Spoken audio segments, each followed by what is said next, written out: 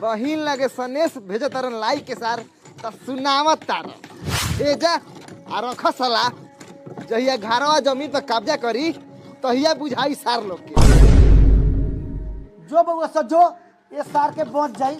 दुनिया में केहू के बेटी बहिन अगर चाहे जे नैहर के संपत्ति में से अधिया ली तो दुनिया में केहू सार से ना रोकाई।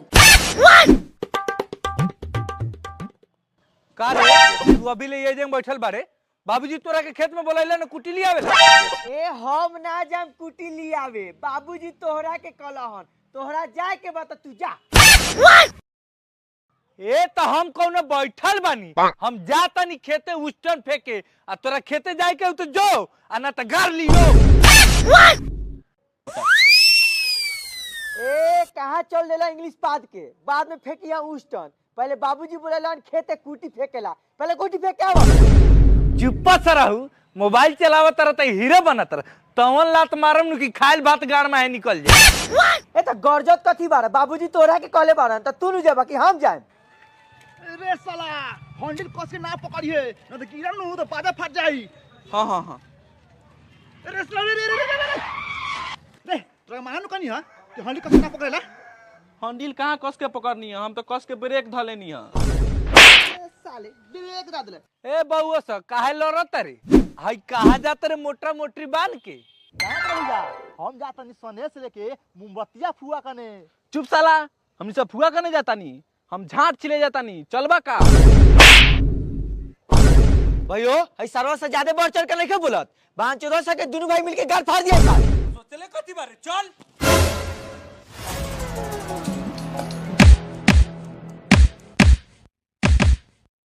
अच्छा भैया हाँ जब हमनी कहीं जाई ले हाँ तो गेला के बाद सबसे ज्यादा मजा कहवा आवेला। मामाहर ओतही त खा पी के भेल बानी सलामाहर। अरे कहाँ जाते दोनों भाई ढाका लेके जा तनी नानी कन लूट के लिए हम सारा धन आ साल भर ले खोराकी चली दाना धन। इस सरवा सके नानी 12 सामान देवल तबे तो जाला एगो हमर नानी बा सामान देवे में कोनिया खानी ला जाला त के जाओ। बोल सरवा तू चोर बारे की डाकू बारे की लुटेरा बारे बताओ साला चुआर तू कौन गिरोह से बारे पूछले कथी बारे ई सरवा से मुंह से लुटेरा लागता। ओ भैया सरौ लुटेरा रहती तो निया बचता बिना पूछले गाड़ में गोली मारती। सरौ घर में चोरी कइले बारे त माफी मांगे के त ना बाबी बतवा त बोल सरवा कथी बारे। भैया हम छोटा मोटा हाथ साफ करे वाला चोर चुहार हई। सरवा बाटे छोटा मोटा चोर बात करत बड़का बड़का मार सरवा के। ए लेखा त कोने आस के पिटाला लागत छोरा छोरी के मैटर ह। चल तो सरवा पैसा चुरा के कहां लुकले ह। चुप काहे बारे बताओ। अरे बाप रे बाप बाप रे बाप बाप रे बाप अरे भाई सरवा कहां रखले बारे रोटी चला के हिला के धोनी का लेके सके बांध के कहां मारत रही रे। चोर बा सरवा से चोरी कइले बा। कारे ननक बलमुआ केकर बेटा बारे रे बाप नहीं खे मर गेलौ का मरल नहीं खे बड़की में के लेके भाग गेल। हां मतारी माई बा लेकिन वो बड़का बाबू के लेके भाग गेल। कारे तोहर बाप रे हमरे बाप ने का बड़का बाबू है। माई तोहर लार हम एक एक बात के पेर ले बारा एक बाप हमरा माई के लेके भाग गेल हम बाप एकरा माई के लेके भाग गेल। बताव एकनी के बाप मतारी एकनी के साथ इतना बड़का गलती कैले बा ओहू से बड़का गलती है चोरी। कितना रुपए चोरे ले रे 10 रुपया भैया एकरा के 10 के 20 रुपया दो। हैदर 10 के 20 आ खत्म कर खीस। चल तोनी के नानी के घुमा दियो चल आज से तोनी के गोद लेता नहीं। भैया गोद लेवा तो बेटा नानू कहबा ना रे छोट भाई लेकिन आज से चोरी लेबारी बंद कर। चलो ठीक है। आती हमर खैयन बकला त लाल रही टाकला नु हो त खैयन मूंग बाबू गयन गुण राजा भर जाई बा जानू हो।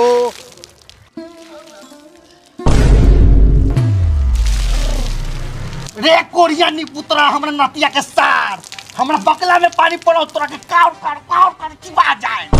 ए त कहला बीच द्वार पर तिरपाल छितरा के बकला मूंग पसरले बारू अंगना छत नहीं खे। आहो क लुटऊ तोरा बाप के गाड़ पे पसर ले बानी मूंगा बकला। बाप के गाँव रही बा बकला मुँह पसारेला आई डाइनो छिन लो का कर तरी तिरपाल बिछा के नाती आवत है इनकर, यही से अगर आके छितराइल बारी। नाती के आगे बेटा के कौन वैल्यू बा? कति के भेलू जबले जिंदा बनी तबले नाती से नाता बा, तोनी के कति के बाता बा। ए हमनी के कथी के बात हवाई रे? सारा अनाज नाती लगे भेज देबू तो हमनी के कथी खाए? तेरा बाप के मुरी। हमरा बाप के मुड़ी काहे ला खइबो? अपना बापो के बड़का आड़ खा लिया, गाड़ मोटा जाई।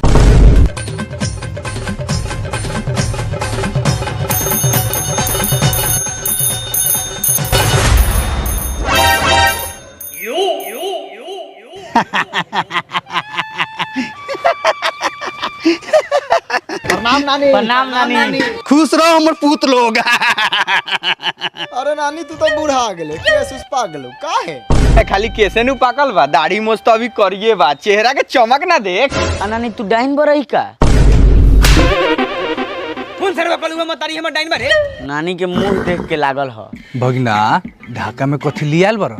हमनी तो सोचत रहनी खाली ढो के ले जाला, लेकिन ना भगिनावा तो लियाल बा। लगातार दीदिया खाजा गाजा भेजले बा।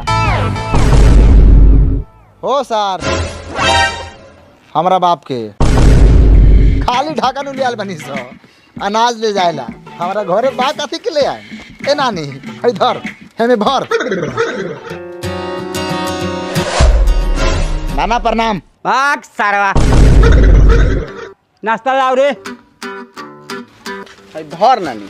आ एके को पुरान साड़ी कहिया से पहनले बड़े, दोसर कोनो नया साड़ी ना हो का? बाप रे बाप, नाती हमरा अपना नानी ला कितना सोचेला, बारू दूसरा ना यार। हाँ तो निकाल दिए, घरे ले जा, माई पहनी। ए नानू ही माई के देबो कोनो नया लुगा। अच्छा अच्छा अच्छा। तोनी के बाप बहन चोदविया कमा के रखले बारन कि साया साड़ी ब्लाउज चूड़ी लटी सब ले जाइबो। ए मामा ए तू इतना तेज काहे बनत रे सरवा? पापा के? कोनो तोरा कमेंट में समझता नहीं का रे साला? पापा के?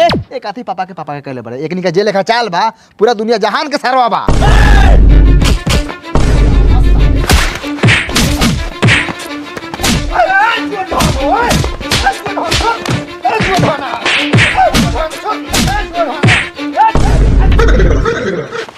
हमारा बाप के सरवा से तो नहीं का हमनी का मरबे? अमर मर मर मर अमर। चुपचाप घूम जा वही में है ना, तो हम की मारम तो दोनों भाई के दोनों ढाका में लाश जाई। यही नहीं घूम जाई, हमर मतरिया यही घर के नु बा, आधा हक बा। अरे नानी चल जाऊ। ए कहां जइबे? आके बैठ। कोना लड़पुता दोगला के डर से डराइबे नानी के राते। तू रखबे एके लगाई घर में ढाका ढूही। हाथ में बाबा लाड़ मजाक कर ले बा। धा ढुई लगई बा, करियो कोतरा के जाके कोइले बना दे। है नानी, जब डाइन सीख ले तो एकरा के देख के काहे ना सीख ले? पहले ही से जर के झोकरल त हाउ। ए काहे लाई डाइनी से मुंह लगोले बड़े? ए गोलगोदनी से जितबे स। अच्छा माई तू ही बता, हई तोर नाती सरवसा की गलती बा कि ना? मामा पर हाथ उठावता तो तू डटबे कि ना? अच्छा डांट देतनी। ए बहू मम्मा से काहे लागल है? जो डांट देनी है, जो से जो।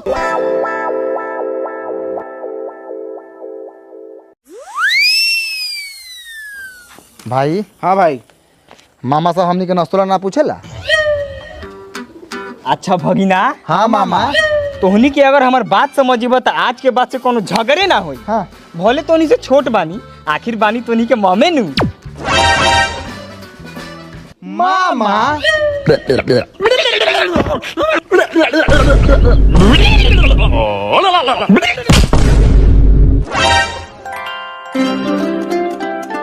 तोनी कहाँ कर रहे रे? साइकिल लगावे गिरनी हो। कहाँ बा? घर है। अब तो साइकिल घरे लगा के टेम्पू पकड़ के आवत नहीं। बउआ मूंग बकला कस दिल बानी, अब चलो बगीचा में आम तोड़ दियम कि बड़ा आम फड़ल बा। चल चल नानी चल।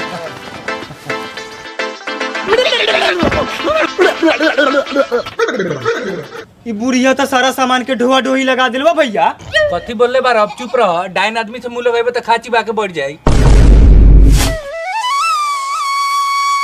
कारे पार्टनर सरवा गछवा महंगा किना गेल बा कारे? लइका के बाजा लेखो नाम बा एकर। हमरा के जूजी कहता रह, हो सार के नु कह लॉगी के लार बना के झांझटपुर काम के खोद ले बारन। कारे साला अनहरिया में गलती से पैदा भेल लइका, कम से कम हमवा के साइज देख के ना तू बैक कबूर सरो नीचे बैठ के गार घसका के आम चुनता रहा तो तेज बनता रहा, ऊपर आके तांगे लगी ना चलावा तब ना बुझाई। बहन चोदऊ वाहन चोदहू कहिए से हमारे से टेंटा खोजले बारा। ओ भैया आम तो लाए काहे मर ले सरवा ओ भैया सरऊ एको न जानबूझ के थोड़ी ना मरनी है घिचनी है तो छटक के तो मुंह पे लगला वो ओ पार्टनर माधर चोदऊ ओइला तब से सुत के गाड़ लिवावत रला अब हम चला के सब फोड़ दो कि पूजी जूजी में चल जाओ रे रे रे रे भगला निपुत्रा कोरिया दोला के बच्चा कौन नाम तुरंत रे रे भगली निपुतरी मांग जराउनी बेटवा मरी बाकरा मरी हम आम तुरंत नहीं बोल गाँव रे बुढ़िया बुढ़िया भूल गए तू तोरा के लड़के सके खेले वाला गुड़िया बना दी बना दे नानी हमर हाकिम के डाइन बा ए डाइन होके चाहे भक्साइन होके अमो कोनो चोरी थोड़े करता नहीं पैसा से निकलने बानी ए जाके बेटा से पूछ ए काहे बेटा से पूछो तो निकाम किने से पहले हमरा नानी से पूछा ले आए ना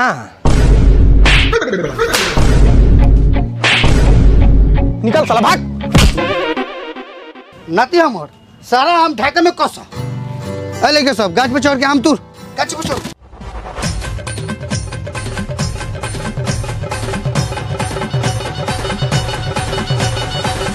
आम तो इतना ना फरल बा कि गाछ के पूरा गार फाड़ देले बा।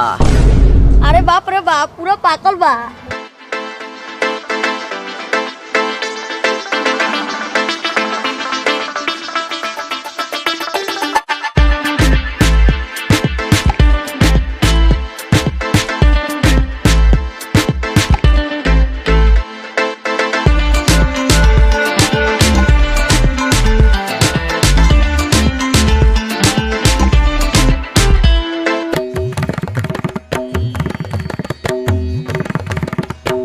का हो बेचू मिया खरा काहे बरा लोगन आम काहे ना तुराता है बहनचोद भाई पैसा लाओ हम जाई कितना हरामी हो तोर माई अब मिल के मरला कहई तू सरवा भाई आ बुढ़ी हो जौन हाथ से मरलू हनु ओही हाथ में धली बाई अरे माई जब आम बिका गेल में बेचू मिया से काहे दूर के ढाका पर ले बारे नाती साला कारे मामा सरवा पापा के नानी हमनी के कुछो देता तो तोहर काहे गार फड़ दे बा पापा के खैर बनाओ कि हमनी काल बानी तो हमनी के बाप आ रहित नु तो तोहनी के ऐसा नार से झटका मरई कि चिड़ै बन जेते अरे फरफराल छूट जाई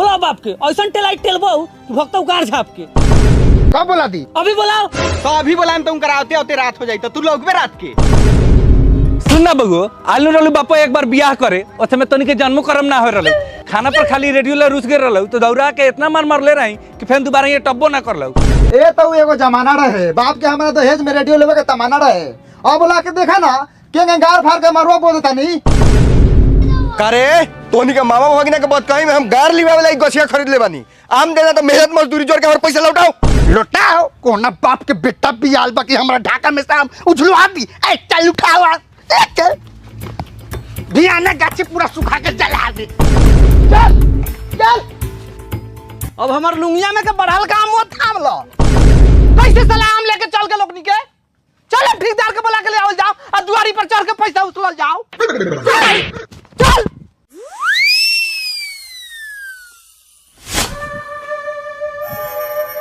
ए बुआ ससिया कहां रह गेलो नानी ससिया गेल हा गे हां के पेट खराब हो गेलै का छोरा हाँ तो 5 गो 6 गो आम सटा सट घिसता तो पेट खराब ना होता हे रोग कहाँ रही है लड़का सब दूर पर बैठे रहा उघारे लगा तो बुढ़िया देख ले लखा का दो ई बुढ़िया हरामी का हमारे दूर में जाले कितना गांव जोड़ के लेके तो खाची बागेल अगर हमारे लेके कुछ होई नु तो गु घोर के पियाम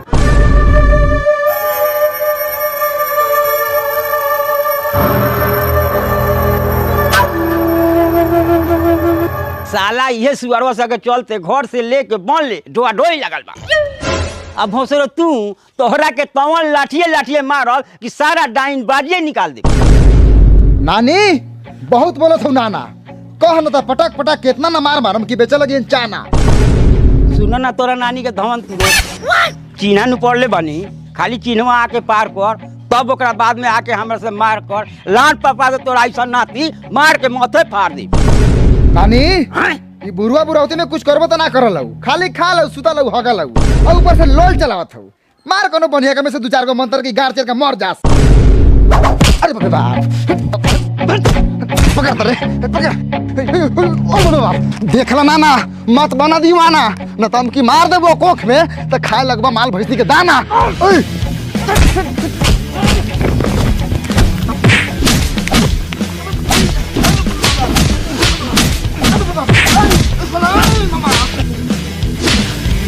अरे बाप रे बाप, अरे कमर लगता रे, अरे बाप रे। आए आए गाड़ बजाता है मामा के।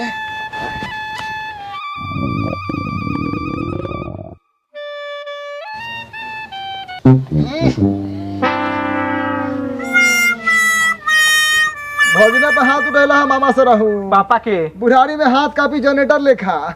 मामा गेलन घामा में हक देलन पैजामा में, मामी गेलिन पीछे मामा गेलन घीचे, भाग सरवा पापा के।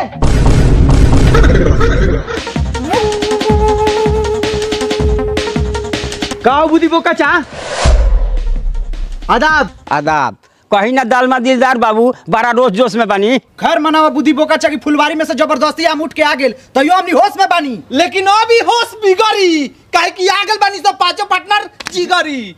तो तोनी के मार करे आइल बे सना तो सुन ले अमुआ स तोनी से हमर नतिया सके बारो बतुआ बिगड़ी। सुना बुढ़िया हमार करे आइल बानी, जब तोर बेटा बता हमनी से गाछी बेच देलौ तू कहना जना विचार सब नाती के साथे आ उठा के ले ले जबरदस्ती। ए सर चुप चुप चुप, बेटा बता तो पूछ ले नानी से हमरा पूछ ले।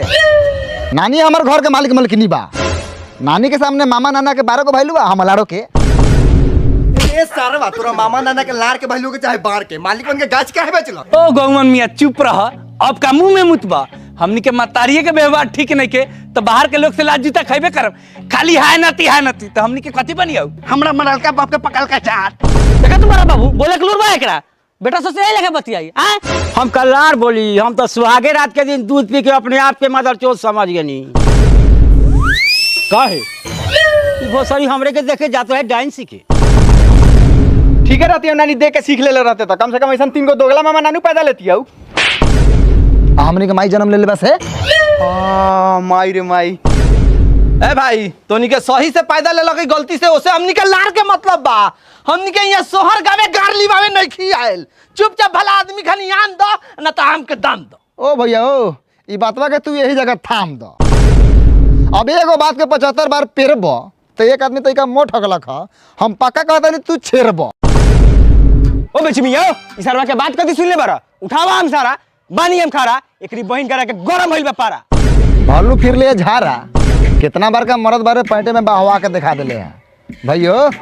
लगा था मामा जी के मर्दानगी फिर वापस आ गेल बा, तो का नारा लगा दे, मौग मामा जी जिंदाबाद जिंदाबाद जिंदाबाद, मौग मामा जी जिंदाबाद जिंदाबाद जिंदाबाद, मौग मामा जी जिंदाबाद जिंदाबाद जिंदाबाद।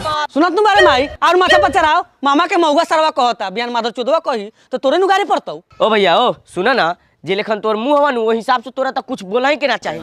तोर मुंह में सरवा बोले वाला तो हम कहाँ कुछ बोला तनी, हम जहाँ तनी हम मुंह गु खानी बा तो चुपचाप ठारा बानी। एगो बात क्यों भाई लोग, तोनी के निमन लागो चाहे खराब लागो, हमारा तो तोनी में से कोनो बांच लगे मुंह ठीक लगते नहीं के। आहो शाहरुख खान के सार 40 किलो के पेट ले जाके सर आम ना तुरा नानी सामान से लेके जाए सके और कुछ दे भाई। हाँ उठाओ लोगन सामान, हम अभी जमीन के कागज लेके आओ तनी।